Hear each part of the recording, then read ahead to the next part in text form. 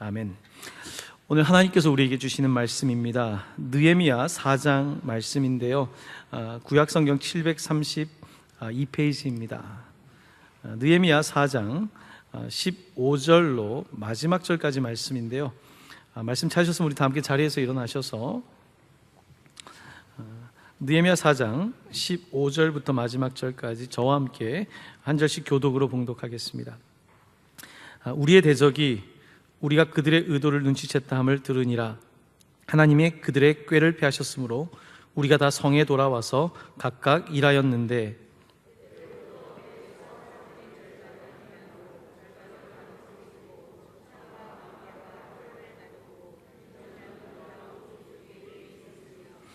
성을 건축하는 자와 짐을 나르는 자는 다 각각 한 손으로 일을 하며 한 손에는 병기를 잡았는데,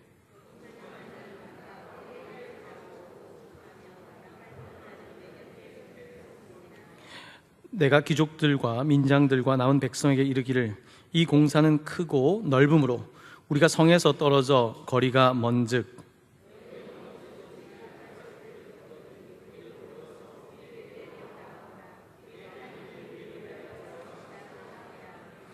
우리가 이같이 공사하는데 무리의 절반은 동틀 때부터 별이 나기까지 창을 잡았으며,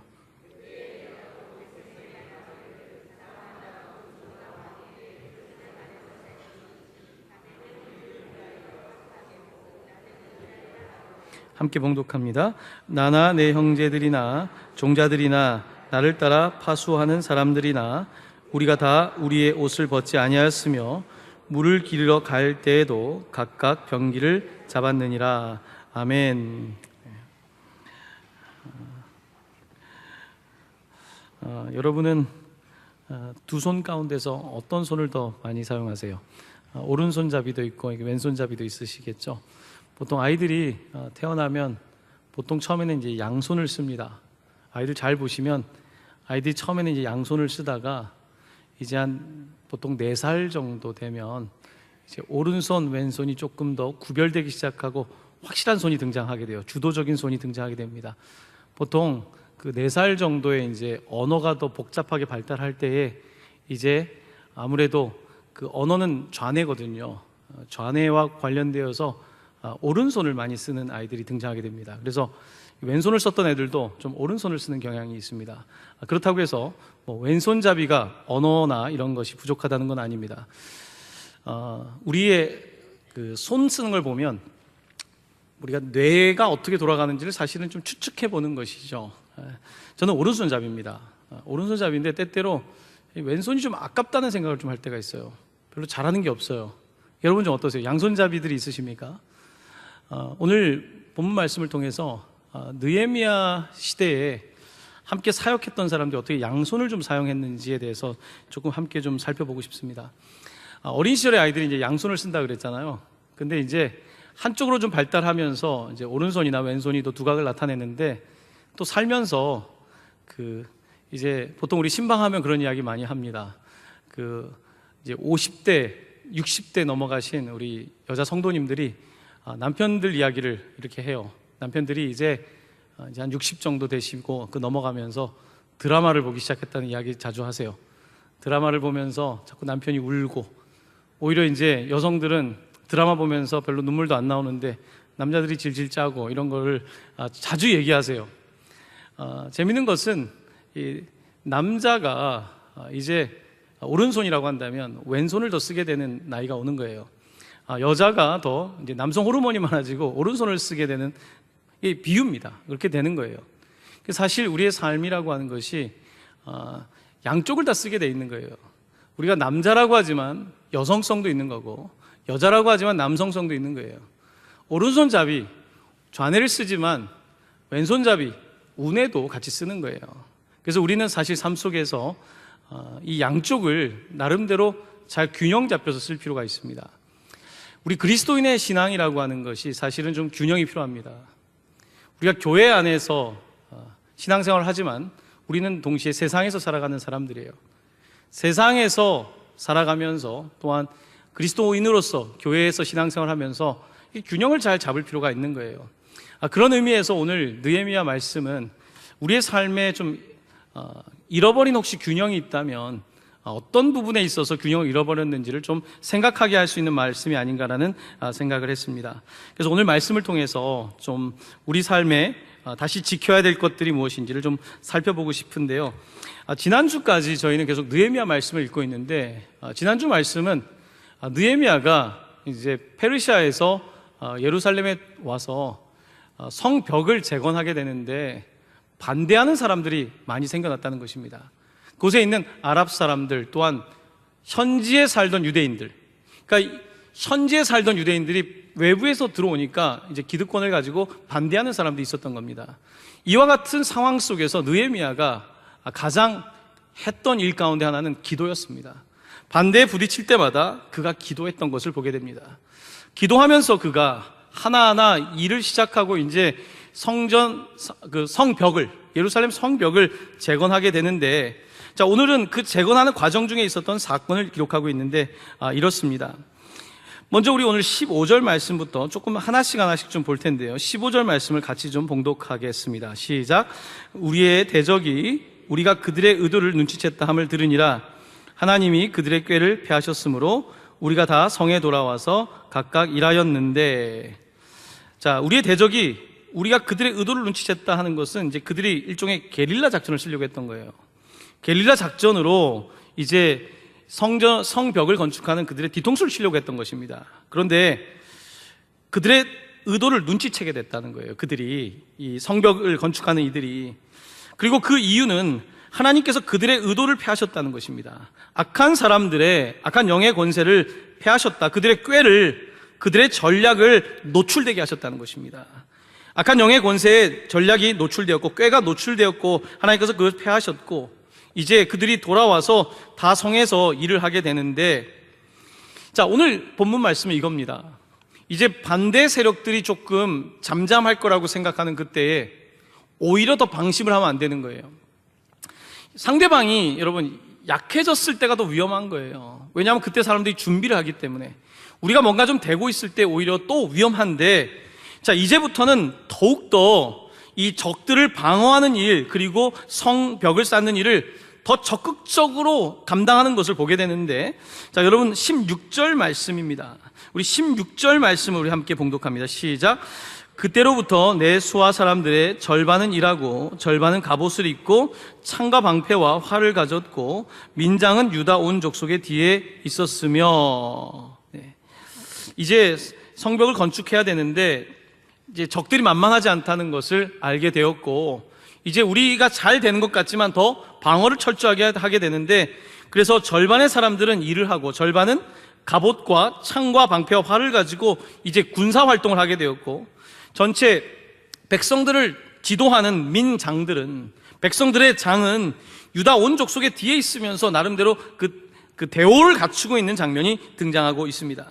자, 이렇게 대오를 갖추고 어떠한 상황에서도 이 성벽을 건축하는 일을 하기 위해서 이들이 수비도 만들었고 이제 공격 자세도 맞추게 된 것입니다. 자, 그래서 이렇게 진행이 되는데 이제 18절로 넘어가는데 다양한 사람들이 각각 17절로 넘어가는데요. 이렇게 대오를 갖추었고 17절 말씀, 18절 말씀을 우리 두 절 말씀을 함께 봉독하겠습니다. 성을 건축하는 자와 짐을 나르는 자는 다 각각 한 손으로 일을 하며 한 손에는 병기를 잡았는데 건축하는 자는 각각 허리에 칼을 차고 건축하며 나팔 부는 자는 내 곁에 섰었느니라. 아멘. 자, 이렇게 대오를 갖추어서 이제 수비, 디펜스를 하는 사람들이 있고 또 어떤 사람들은 일을 하는 거예요. 여기서 일한다는 의미는 조금 더 그 건물을 건축하는 일이니까 공격이라고 말합시다. 그러니까 수비하는 사람들과 이 일이 되게 하는 공격 진영이 갖춰졌다는 거예요. 그리고 이 일을 하기 위해서 코치들이, 이 민장들이 뒤에 서 있다는 것입니다. 자, 오늘 본문 말씀은 우리의 삶 속에서, 특별히 그리스도인의 삶 속에서 제가 이제 양손이라는 표현을 썼는데요. 우리의 삶에서 수비와 공격이라고 하는 이 두 가지가 상당히 잘 조화가 돼야 된다는 것을 말씀하고 있습니다. 여러분, 우리가 스포츠 경기를 보다 보면 이 공격만 하는 경우가 종종 있습니다. 막 공격은 잘해요. 근데 어때요? 한 골 먹고 지는 경우가 많아요. 공격을 많이 했는데 수비 한 번 잘못으로 이제 경기에 지는 것을 보게 되는 거죠. 또 어떤 경우에는 수비만 열심히 해요. 수비만 열심히 하는데 어떤 때는 최선의 공격이 최선의 수비라고 말하지 않습니까? 또 공격을 해야 되는 타이밍을 놓치기도 해요. 가장 좋은 팀은 수비와 공격을 같이 잘하는 팀이에요.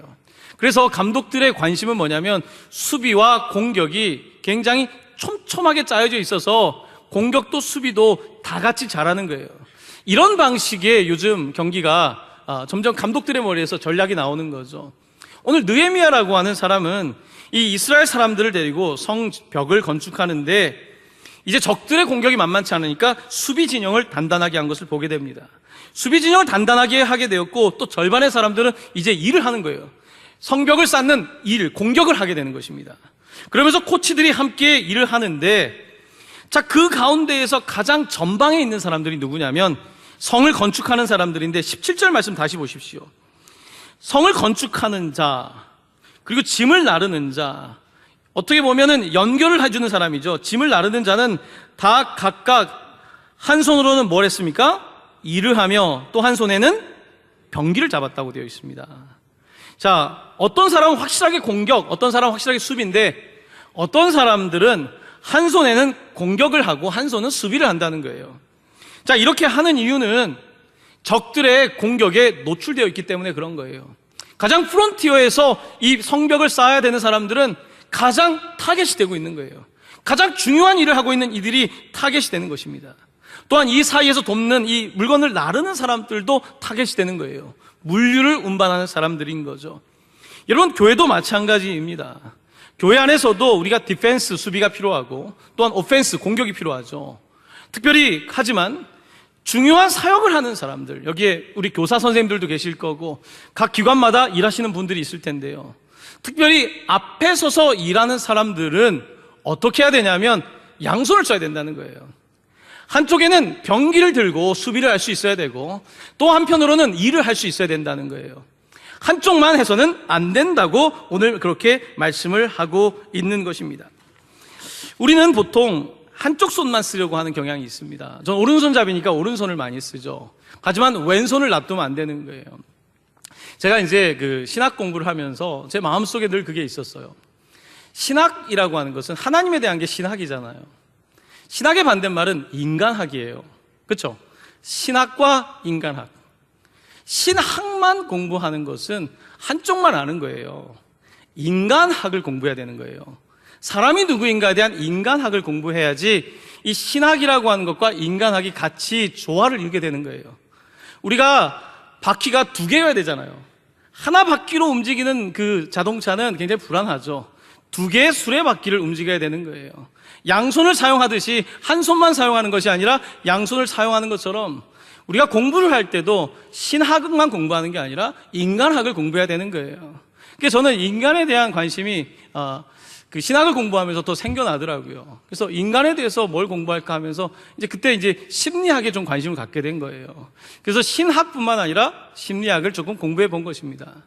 자, 우리가 하나님의 일을 한다는 것은요, 끊임없이 수비만 하는 게 아니에요. 공격도 할 수 있어야 돼요. 여러분, 요즘 교회가 많은 공격을 받는 시대입니다. 공격을 받잖아요. 공격을 받을 때 어떡합니까? 계속 방어만 합니까? 계속 수세에 몰려서 방어만 해요?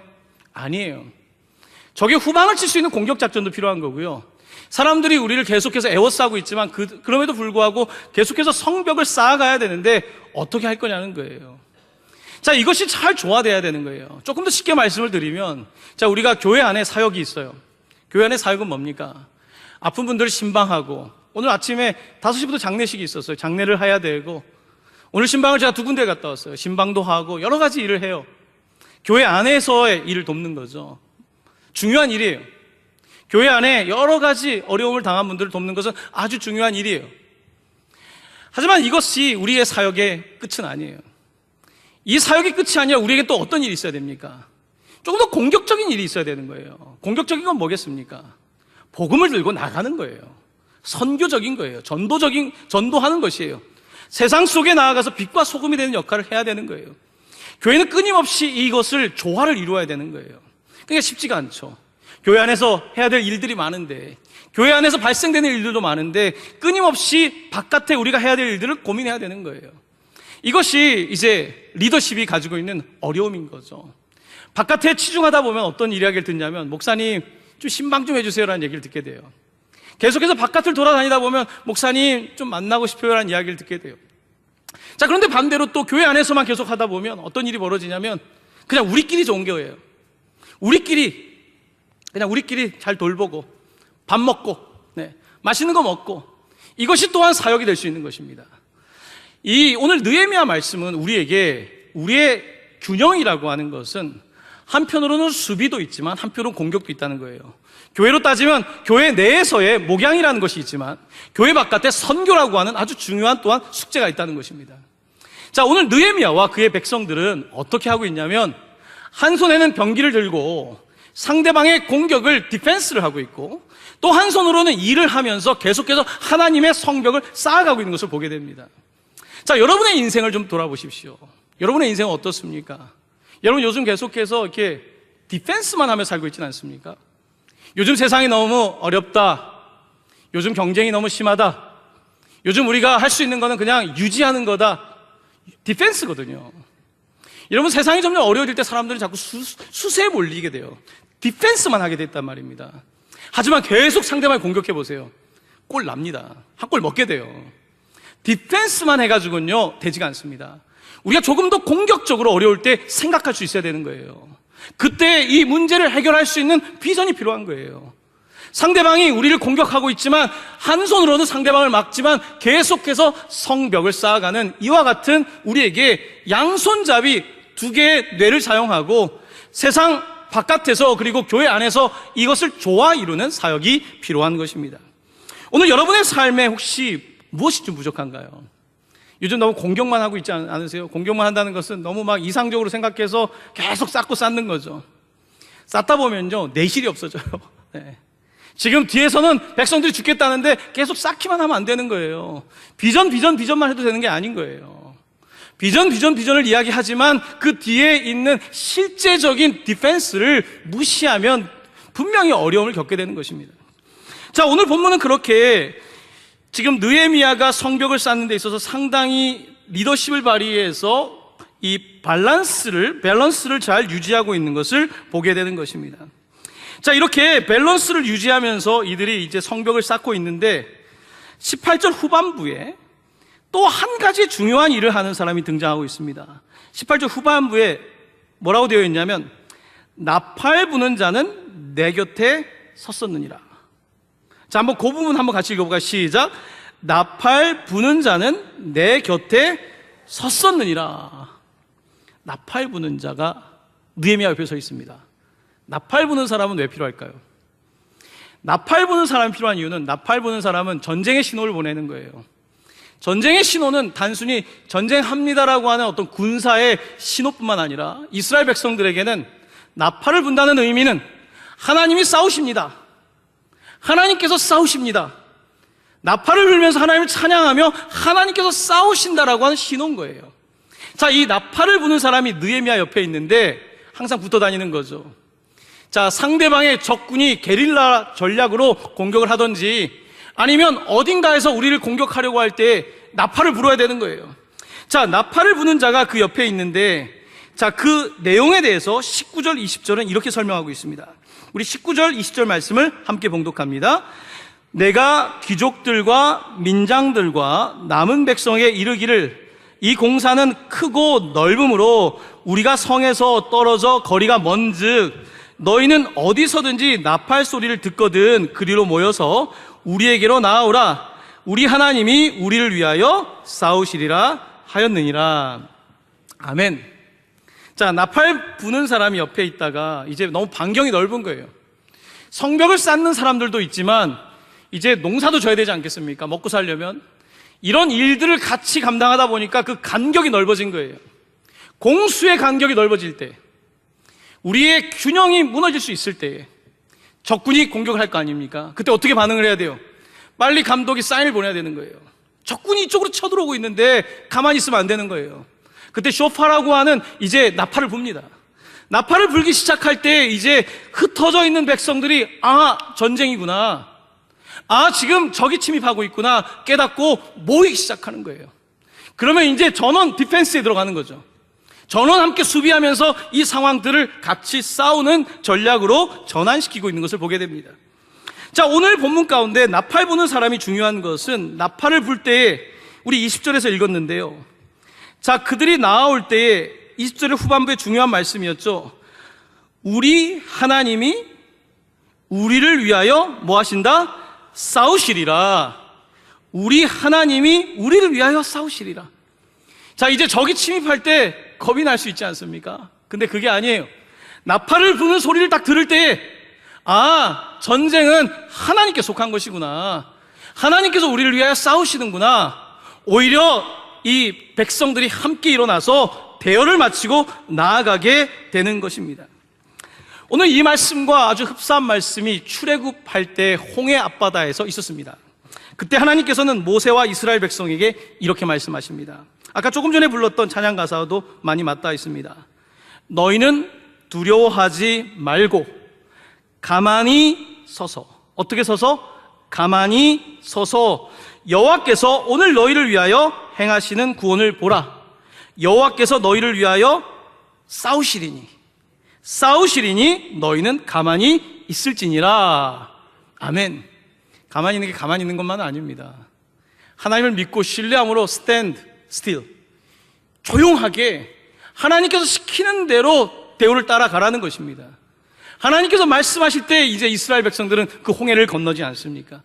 나팔을 불 때에 이들은 하나님께서 싸우신다는 확신을 가지고 나아가게 되는 것입니다. 자, 이렇게 이스라엘 백성들이 성벽을 쌓는 게 어려웠습니다. 여러분, 오늘 우리의 시대도 마찬가지라고 생각합니다. 오늘 우리의 시대는 예배가 많이 무너져 있는 시대예요. 성벽이 많이 무너져 있습니다. 우리의 시대는 삶의 아주 중요한 기초들이 많이 흔들리는 시대예요. 우리 한국 사회에도 너무 많은 범죄가 있죠. 미움과 다툼과 온갖 우리를 부끄럽게 하는 너무나 많은 일들이 일어나고 있는, 기초가 흔들리는 시대입니다. 우리나라뿐만이 아닙니다. 얼마 전에 피츠버그에서 미국의 유대인의 시나고그가 공격을 당했죠. 여러분, 이스라엘의 유대인들이 잘 사는 것 같지만 유대인들은 1년에 상당히 많은 고통을 당해요. 그곳에 가서 사람들이 파괴하고 이런 일들이 많아요. 거기서 그들이 그걸 지켜낸다는 게 쉬운 게 아니에요. 자, 오늘 본문 말씀은 이스라엘 백성들이 그 당시에 정말 성벽을 재건하기 위해서 얼마나 애를 썼는지, 무너진 성벽을 재건하기 위하여 그들이 얼마나 수고했는지 그 대목을 보여주고 있는 것입니다. 오늘 이 말씀처럼 우리도 마찬가지예요. 예배가 무너진 세계 속에서, 삶의 기초가 무너진 세상 속에서 누군가는 양손을 써야 되는 거예요. 한 손으로만 해서는 안 돼요. 한 손으로 해서 언제 합니까? 세상에 공격이 있는데, 악한 영의 권세가 있는데 그냥 잘 될 거라는 생각으로 되지 않습니다. 더 예민해야 돼요. 영적인 전쟁에 있어서 공격을 할 때 더 예민하게 반응할 수 있어야 돼요.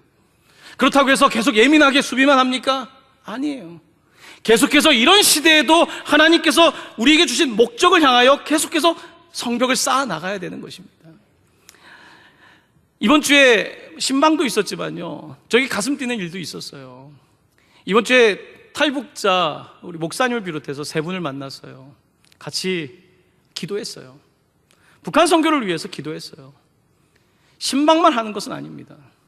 계속해서 어떻게 하면 우리가 해야 될 성벽 쌓기는 뭘까? 요즘 네팔 학교를 세우기 위한 프로젝트가 있지 않습니까? 바자회도 끝났어요.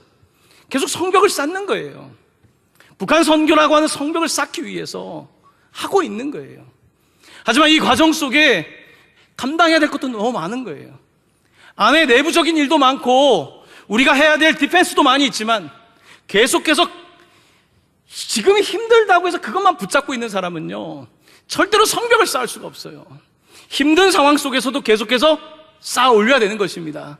기도의 벽돌을 쌓아 올려야 되는 것입니다. 선교의 벽돌을 쌓아 올려야 되는 것입니다. 먼 일인 것 같지만 그 장래 일들을 바라보며 쌓아 올려야 되는 거예요.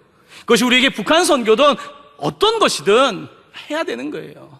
이렇게 우리가 하나님께서 주신 두 손을 사용할 수 있다면, 한 사람의 손이 아니라 우리 모두가 함께 두 손을 사용할 수 있다면, 특별히 사역의 전방에 선 사람들이 그렇게 할 수 있다면, 여러분, 우리는 상당히 놀라운 일들을 감당할 수 있게 될 것입니다.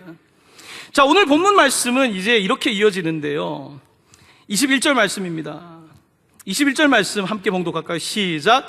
우리가 이같이 공사하는데 무리의 절반은 동틀 때부터 별이 나기까지 창을 잡았으며. 와, 언제부터 언제까지요? 동틀 때부터 별이 나기까지. 북한에서 하는 흔히 별보기 운동이죠. 네, 별보기 운동. 여러분 어떻게 살고 계십니까? 어떻게 살고 계세요? 제가 이번 주에는 정말 별보기 운동을 한 것 같아요. 제가 새벽에 나와서 해를 보지 못하고 들어간 날이 이번 주 대부분이었어요. 네. 근데 놀라운 건요, 그럼 힘들 수 있잖아요. 힘들어요. 네. 조금 전에 제가 머리를 깎고 왔는데 머리를 깎다가 잠이 들었어요. 네. 제가 원래 미장원에서 그렇게 잠이 잘 들더라고요. 잠이 들었어요. 네. 자, 그런데 놀라운 것은요, 제가 이번 주에 경험한 건데, 이번 주에 이제 제가 어떤 일로 밤 10시가 넘어서 들어왔어요. 그 다음날 새벽 기도를 해야 되는데 너무 힘든 거죠. 잠이 들었어요. 아침에 이제 많이 못 자고 일어났는데 종종 그럴 때가 있어요. 머리가 너무 맑은 거예요. 정말 신기하더라고요. 아침에 눈을 떴는데, 와, 머리가 이렇게 상쾌할 수 있을까? 내가 고3이면 진짜 시험 잘 보겠다 라고 하는 그런 느낌을 받았어요. 제가 요즘 느끼는 것 가운데 하나는요, 여러분, 사람이 힘든 게, 물론 몸이 힘들면 마음이 힘들죠. 그런데 반대인 경우가 많더라고요. 마음이 힘들면 뭐가 힘들어요? 몸이 힘든 경우가 더 많더라고요. 하나님께서 우리에게 주신 것은 늘 여러분, 우리가 일중독으로 살아야 된다는 의미가 아닙니다. 우리가 동틀 때부터 별이 나기까지 창을 잡았다고 되어 있죠. 이들이 이렇게 할 때 억지로 했겠습니까? 억지로 하면 못해요. 억지로 하면 주의 일은 못해요. 어떻게 억지로 합니까? 주님의 일을 억지로 되는 게 아니에요. 이렇게 하는데도 힘이 있는 거예요. 왜요? 하나님께서 주신 일에 대한 기쁨이 있기 때문인 거죠. 오늘 이 사람들은 힘든 상황이지만 벽돌을 쌓아가면서 그렇게 일을 하고 있고, 또한 일부의 사람들은 창을 잡고 이제 디펜스를 하고 있습니다. 자, 그래서 오늘 22절에는 그렇게 말합니다. 사람들이 이제 그 종들과 함께 예루살렘 안에서 같이 자요. 멀리 가면 문제가 생기니까 예루살렘 안에서 같이 자고, 파수하고, 성루에서 파수하고, 낮에는 일하고, 이 대단한 프로젝트를 하게 되는 거예요. 물론 이게 계속 진행되진 않겠지만 이 가장 중요한 시점에 이들은 완전히 깨어서 낮과 밤에 정말로 해야 될 모든 일들에 집중하고 있는 것을 보게 됩니다. 23절은 당시의 그들의 모습에 대해서 이렇게 묘사하고 있습니다. 우리 23절 말씀 다 함께 봉독합니다. 나나 내 형제들이나 종자들이나 나를 따라 파수하는 사람들이나 우리가 다 우리의 옷을 벗지 아니하였으며 물을 기르러 갈 때에도 각각 병기를 잡았느니라. 아멘. 얼마나 긴박했는지 조금 상상이 되십니까? 그들이 하나님의 성벽을 세운다는 것이 얼마나 어려운 일이었는지, 반대도 부릅쓰고 일을 하는 것이 얼마나 어려웠는지 우리는 보게 됩니다. 오늘 우리가 살아가는 시대는 영적 전쟁이 심한 시대입니다. 너무 심한 시대예요. 보이지 않는 전쟁이 너무 많습니다. 여러분 어떻습니까? 여러분에게는 방어할 준비가 되어 있습니까? 에베소서 말씀처럼 진리의 허리띠가 있습니까? 의의 호심경을 붙이고 있습니까? 평안의 복음의 신발을 신고 있습니까? 믿음의 방패를 가지고 있습니까? 구원의 투구를 가지고 있습니까? 여기까지는 다 방어예요. 다 방어. 네. 머리, 가슴, 여기 허리띠, 신발. 여기 신발이라고 하는 거 그냥 신발이 아니에요. 로마의 이 무릎까지 올라오는 이런 신발인 거예요. 평안의 신발을 신고 이제 갑옷을 다 둘러 입은 거죠. 믿음의 방패까지 수비해요. 자, 에베소서 말씀은 마지막으로 공격적인 하나의 웨펀, 그 무기를 가르쳐 줍니다. 그게 뭐냐면 성령의 검, 곧 하나님의 말씀을 이야기하고 있습니다. 에베소서 말씀은 우리에게 오늘 이 시대를 살아가고 있는 우리들을 향해서 우리에게 충분한 디펜스, 수비가 준비되어 있는지, 또한 디펜스만이 아니라 하나님의 말씀과 성령의 검을 가지고 우리가 공격적으로 나아갈 수 있는 그런 힘이 있는지 오늘 우리에게 묻고 계시는 것입니다. 사랑하는 성도 여러분, 오늘 우리는 교회입니다. 교회는 뭡니까? 교회는 공동체예요. 공동체인데 유기적인 공동체가 되는 거예요. 하나님의 은사대로 어떤 사람은 수비, 어떤 사람들은 그곳에 서서 수비를 해주는 거예요. 골을 못 넣어요. 대단히 눈에 보이는 것 같지 않지만 뒤에 서서. 어떤 분들은 중보 기도를 하기도 하고, 주방 봉사를 하기도 하고, 차량 봉사를 하기도 하고, 보이지 않는 지금 방송실에서 곳곳에서 일을 하는 사람들이 있고, 어떤 사람들은 앞에서 더 적극적으로 공격적인 태세를 갖춰야 되는 사람들도 있는 거예요. 이 모든 대우를 갖추고 함께 우리가 점점 한쪽 손만이 아니라 양쪽 손을 가지고 일하기 시작하게 될 때 우리의 손에는 모자람이 없을 것입니다. 모자람이 없을 것이고 하나님은 우리의 손을 통해서 놀라운 일들을 감당하실 것입니다. 여러분의 개인의 삶, 가정에, 또한 회사, 또한 교회, 신앙 모든 삶 속에서 내가 지금 어떤 손을 사용하고 있는지 생각해 보시고, 여러분이 쓰고 있지 않은 또 다른 손을 가져다가 양손을 쓰셔서 균형 잡힌 그리스도인, 수비도 공격도 잘하는 그렇게 전략적으로 준비된 그리스도인들이 되시기를 예수님의 이름으로 간절히 축원합니다. 아멘.